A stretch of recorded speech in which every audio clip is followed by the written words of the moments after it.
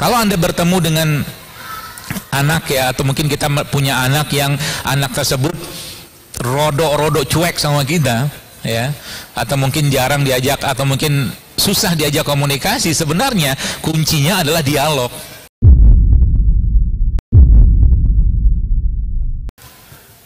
Ya, nah kita bahas dulu dua hal itu ya, akal dan jiwa.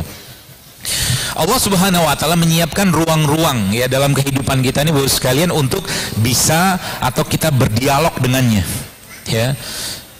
Dialog yang rutin kita lakukan dengan Allah ya adalah dalam bentuk syariat tentunya, misalnya salah satunya sholat. Ya, maka sebenarnya kalau kita membahas tentang akal, akal itu sebenarnya dia makanannya adalah dialog. Ya, makanannya adalah dialog. Akal. Berarti kita bicara dengan Allah ya. Kalau bicara dengan Allah kan sebenarnya dalam bahasa-bahasa sholat atau kalimat sholat kita kan sebenarnya kita sedang bicara dengan Allah. Ya, tentunya dengan bahasa yang sudah disyariatkan. Ya, kita bertakbir, ya, kita mungkin ruku, sujud, seterusnya.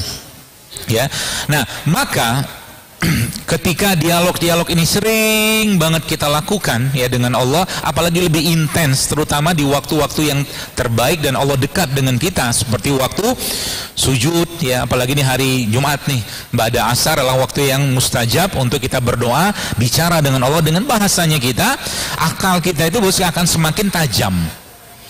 Akal kita tuh semakin akan mendapatkan makanannya dengan itu tadi, apa tuh namanya, dialog-dialog tadi. Nah, konsep ini ya pada akhirnya ketika seorang itu semakin dekat dengan Robnya, semakin dekat dengan Tuhannya, maka pasti dia akan bahagia. Ya, pasti dia akan bahagia. Bahkan nggak perlu makan. Ya, nggak perlu makan. Maksudnya gimana? Kita tahu bahwa orang yang sedang berpuasa itu kan yang luar biasanya, karena kondisinya disengajakan untuk tidak makan. Akhirnya kita tahu bahwa hadis yang Nabi menjelaskan bahwa kebahagiaan orang berpuasa itu kan ada dua. Yang pertama adalah saat dia bertemu dengan Robnya nanti, asbab dari puasanya tersebut. Yang kedua adalah saat dia makan. Jadi makannya cuma dikit aja, cuma ngandalin kurma sama air doang, dia sudah merasakan kebahagiaan gitu loh. Kenapa? Karena memang hari-harinya atau mungkin dalam kondisi dia puasa tadi, itu yang terjadi adalah jiwanya tuh tenang, ya, akalnya tenang. Bahkan Nabi katakan Allah tidak butuh, Allah tidak perlu puasa orang yang masih gibah, masih bohong, seperti itu kan? Karena memang dalam kondisi berpuasa tersebut, seluruh sistem dalam tubuh kita kan disuruh rehat. Pencernaan kita nggak makan, lisan kita disuruh diam, pikiran kita jangan mikir macam-macam, kan gitu. Sehingga apa? Semuanya terpaut, sehingga apa? Apapun yang dikerjakan, bahkan kita tahu ya, bau nafasnya orang yang berpuasa meskipun dalam pandangan manusia tidak sesedap yang kita pikirkan, tetapi di sisi Allah itu berharga luar biasa. Ya, itu akal. Maka ini kalau dipakai juga ya dalam kehidupan sehari-hari, misalkan di rumah tangga, misalkan dengan anak atau istri gitu kan, atau suami, maka dialog itu dibangun sebagai makanan buat akalnya kita.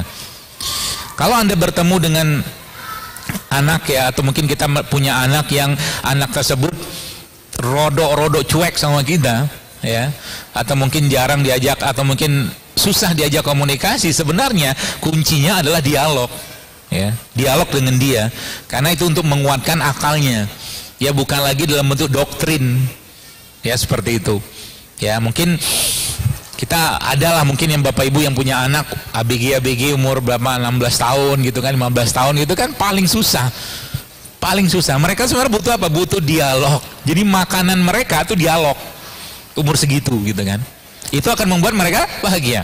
Jadi ketika tiga hal ini terpenuhin, maka moodnya pasti baik. Dan makanya kadang-kadang kita perlu ikut tahu tentang hal ihwal mereka. Contoh mungkin ya sekedar tahu gitu kan, anak-anaknya misalkan hobinya apa ya, drama Korea misalkan gitu kan, kita tahu aja. Tapi itu jalan masuk ya untuk ngasih dialog. Sebab apa? Perintahnya kita, ibu sekalian, perintahnya kita tidak akan bisa masuk kalau pintu dialog ini nggak kebuka gitu loh.